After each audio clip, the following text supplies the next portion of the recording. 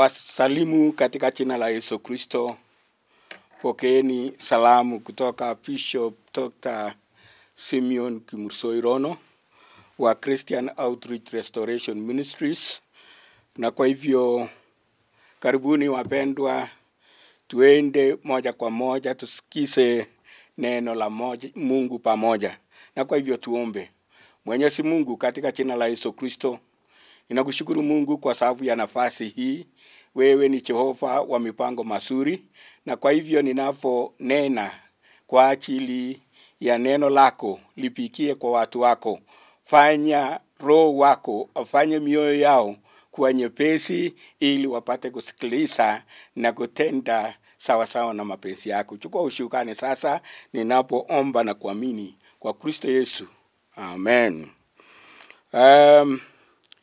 Napenda tusungumuse neno ambaye naitwa The Power of Surrendered Life. Nguvu ya maisha ambaye tumejiachilia kwake Mwenyezi Mungu. Tunapata kutoka kwa Warumi 6 mstari ya 13 na 22. Neno natueleza ya kwamba wala msiendelee kuvitoa viungo vyenu kuwa silaha za dhuluma kwa dhambi, bali jitoeni wenyewe kwa Mungu kama walio hai baada ya kufa, na viungo vyenu kwa Mungu kuwa silaha za haki. Haleluya. Neno la Mungu linatukumbusha asubuhi ya leo ya kwamba tangu tulipopotoka katika bustani ya Edeni tukawa adui pamoja na Mwenyezi Mungu. Na kwa hivyo Mungu alikuwa ameandaa jinsi ya kukuokoa, jinsi ya kukurejesha. Na kwa hivyo wewe ambaye umepokea neno la Mungu, wewe ambaye umelipokea na kuamini neno la Mungu, neno natukujia asubuhi ya leo kusema ya kwamba na msiendelee, yani kufanya viungo vyenu kuwa silaha ya dhuluma, kuwa silaha ya upotovu, kuwa silaha ya kuangamiza yani dunia na mapenzi ya Mungu katika maeneo ambaye Mungu amekuweka. Na kwa hivyo amesema ya kwamba bali jitoeni, yani wenyewe kwa Mungu kama walio hai baada ya kufa. Jua ya kwamba tulikuwa tumekufa kwa ajili ya dhambi, na leo hii tumekuwa hai kwa sababu tumekombolewa, tumetakaswa na damu ya Yesu Kristo. Na kwa hivyo tumejiachilia maishani mwetu kwa Mwenyezi Mungu, kwa Kristo Yesu, ili tuwe yani wale ambaye wanajitirisha utukufu wa Bwana katika usemi yetu, katika mipangilio yetu, katika utendaji wetu wa kazi. Hata tunapokuwa na ushirika, tunakuwa na ushirika ya kujenga na kufanya ufufuo kwa wale ambaye walikuwa wameangamizwa katika mikononi na mnyororo ya mwovu Shetani. Mstari ya 22 akasema ya kwamba lakini sasa mkisha kuwekwa yani huru na kuwa mbali na dhambi na kufanywa watumwa na Mungu, mnayo faida yenu ndiyo kutakaswa, na mwisho wake ni uzima wa milele. Haleluya. Ni neno la nguvu sana.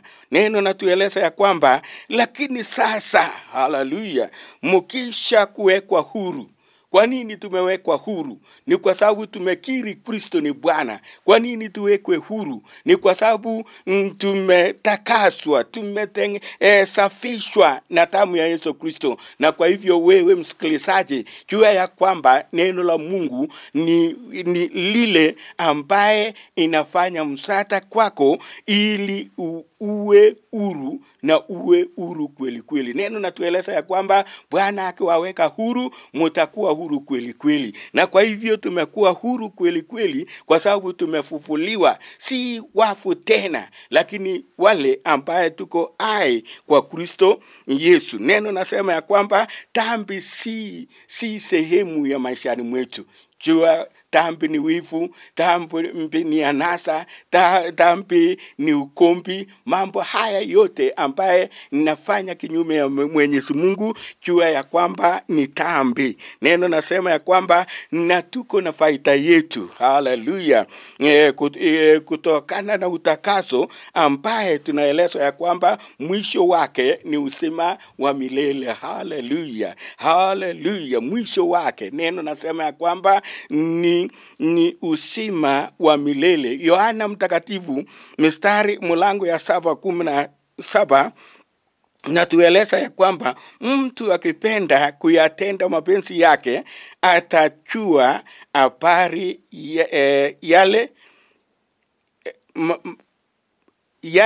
yale mafunzo kwamba yatoka kwa Mungu au kwamba mimi nanena kwa nafsi yangu tu.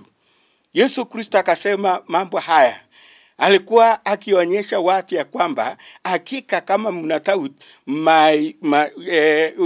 uko na shaka na kazi ambayo nafanya. Umeona ninafufua yani walio wafu, ninafanya wenye hawaoni kuona, ninafanya viwete watembee, na still pato ngali unaona ya kwamba mko na shaka na kazi ambaye ninafanya. Kama mnaona ni mbaya, basi linganisha hii matendo yenye ninafanya ni ya nguvu yangu au ni nguvu itokaso kwa Mwenyezi Mungu. Kwa sababu hakika hakuna mwenye ako na uwezo wa shetani mwenye anaweza kufanya mtu apate kuona. Afanye mtu ambaye ameshikwa kaburini apate kufufuliwa. Na leo hii neno natueleza ya kwamba aminini Mungu na muwe mumechiwachilia kabisa, kwa sababu Mungu ni mwenye uwezo.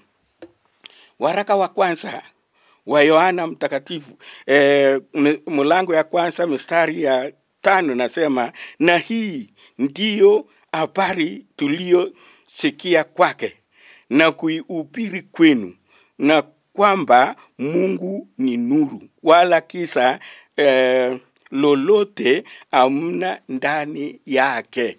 Hii ni neno la Mungu na ni Mungu mwenyewe. Nasema ya kwamba hii habari ambaye tunawaeleza si atukurokota yani kwa vitabu yenye iliandikwa na wanadamu, lakini ni vitabu ambaye iliandikwa na uwezo wa Mwenyezi Mungu, uwezo wa Roho wa Bwana. Na anatueleza ya kwamba yani Mungu wetu ni nuru, na hakuna chochote ambaye liko na kisa lenye iko na uwezo na mamlaka katika upande wake, kwa sababu yeye anaiangamiza kisa.